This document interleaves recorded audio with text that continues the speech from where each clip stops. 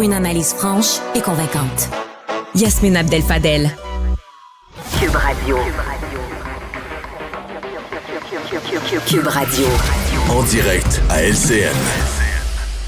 À LCN. Collègue à Cube Radio, Yasmine Abdel-Fadel. Bon après-midi, Yasmine. Bon après-midi, Julie. Alors voilà, donc, conférence de presse du premier ministre, notamment François Legault, qui s'engage dans un premier temps à aller de l'avant avec la phase 1 du tramway. On parle d'un tracé de 19 km et aller de l'avant aussi avec, on ne parle plus d'un troisième lien, mais d'un lien autoroutier entre les deux rives, Québec et Lévis. Un lien autoroutier, on ne sait pas si c'est un tunnel ou un pont, c'est ce que j'ai cru comprendre. Un pont. Mais, alors, faisons la nomenclature de l'évolution de ce sujet-là. C'est assez drôle. J'ai l'impression que c'est un spectacle d'humour. On a un gouvernement qui jure qu'il va y avoir un troisième lien, peu importe ce que ça va prendre, peu importe les études, c'est une volonté politique qui est ferme. Premier mandat, pandémie, pas de problème, on peut pas faire un troisième lien. Deuxième mandat, ça fait élire sur le troisième lien. Le troisième lien, on se rappelle, c'est hyper important. Je me rappelle même d'un débat où le premier ministre disait que peu importe ce qui arrive, il prend l'engagement formel qu'il va faire un troisième lien. 23 avril, le avril 2023, Madame Guilbeault se présente pour dire finalement, il y a pas, les données ne justifient pas, ne peut pas justifier un si gros investissement. 2 octobre, défaite dans Jean Talon. 3 octobre, on déterre. On enlève la poussière sur le troisième lien, on le ressort de terre, on commence à y penser. Potentiellement avoir un lien autoroutier, on va réfléchir, on part en consultation publique, rappelle-toi le sondage, et ensuite on débranche le tramway, on donne tout ça à la Caisse de dépôt qui nous dit oui tramway, non troisième lien, et aujourd'hui on dit oui pour les deux, mais tu sais quoi? Ça va pas être un tunnel, ni un bitube, ni un monotube, ça va être un pont. Je pense qu'il y a des réalisateurs hollywoodiens qui devraient se pencher sur ce scénario-là. Je le trouve très bon. Je trouve l'intrigue assez bonne parce que jusqu'à date, on ne sait pas comment ça va finir. On ne sait pas s'il va y avoir un pont, une tyrolienne.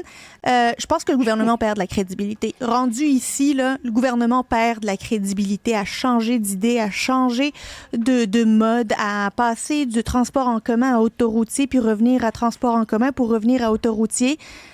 Il n'y a personne aujourd'hui qui a cru Yasmine, le gouvernement. tu ne crois pas du tout. Est-ce que tu ne crois pas au troisième lien ou tu ne crois pas et au tramway et au troisième lien?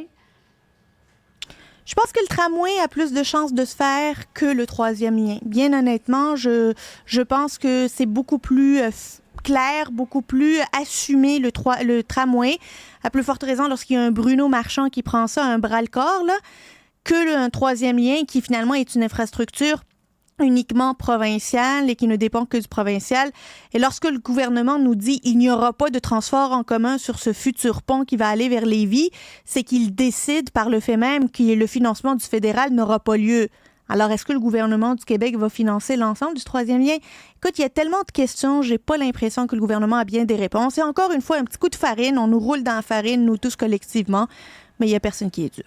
Hey, mais Yasmine, il faut que je te pose absolument la question suivante, parce qu'au cours du point de presse, c'était au tout début, Jean-Yves Duclos qui affirme, on sait que le fédéral est nouvellement propriétaire du pont de Québec, il a dit le pont de Québec doit être rénové et en abaissant le tablier, eh bien, il pourrait y avoir un transport de marchandises sur le pont de Québec.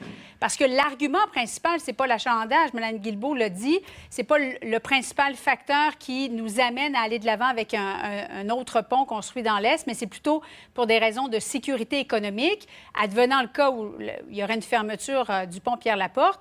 Pourquoi Jean-Yves Duclos sort ce chapeau-là, comme M. Legault l'appelle, sort de son sac ce chapeau-là en disant, bien, si on abaisse le tablier du pont de Québec, il pourrait y avoir un transport de marchandises sur ce pont-là?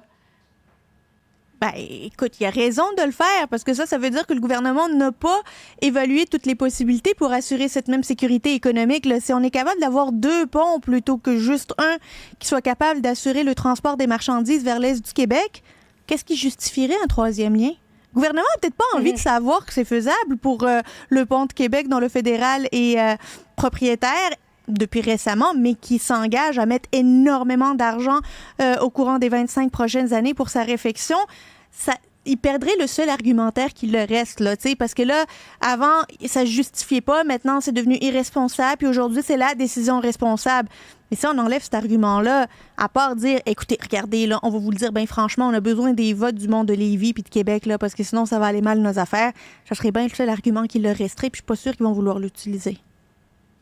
À suivre donc sur ce dossier-là, Yasmine, il y a fort à parier c'est pas la dernière fois, évidemment, qu'on va s'en reparler. Merci beaucoup, Yasmine. Évidemment.